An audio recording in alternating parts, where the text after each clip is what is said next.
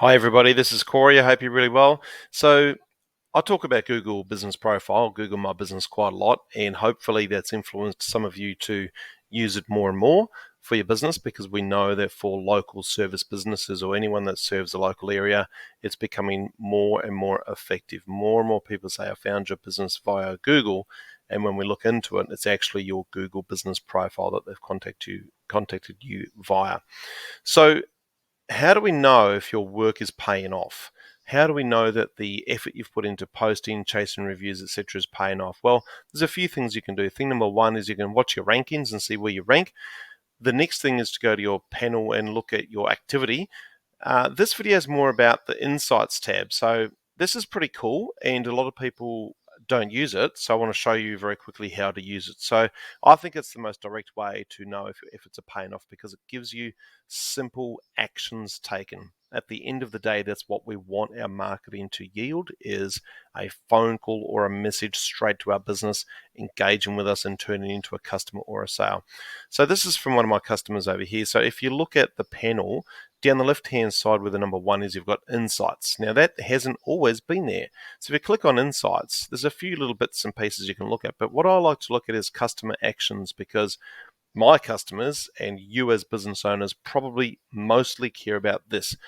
So in this red square, this is when we took the account on. You can see there's more activity here than there is over here, which is obviously good. That's what we want. We want our actions we're taking on that listing to result in activities for your business, things that count. On the right hand side, this is pretty cool. You can click on, you might be able to see there, it says visit your website, request directions, call you, and message you. If you click on those, it will add or delete them from the graph. I've clicked on the top two so we can just see call you and message you. So the calls from that listing, that's from a mobile phone where somebody actually presses call you. The calls are coming through thick and fast. There's also phone calls from desktop. So people will look at the desktop data, the phone number, and call the business from their phone, which won't get recorded here. But the calls and the messages are what you want to look at and track. Don't forget about the messages. If you go down here on your panel, you've got that message tab. You can activate that so you can receive messages straight into your Google My Business there, or if you've got the app on your phone, it'll come straight to your phone. But at the end of the day, that's what we want. We want to see messages and calls coming through, and we do that simply by clicking over here on the Insights and playing with this data.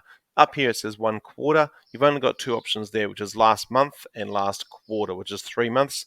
So you can toggle between the two as it suits you. Hopefully that's interesting for you guys and helpful, and hopefully you'll get into the work to see those numbers increase. And I'd love to hear how that goes for you, because I find it fascinating and such good data, such simple data that everyone can understand, interpret, and appreciate. All right, cheers guys, have a lovely day.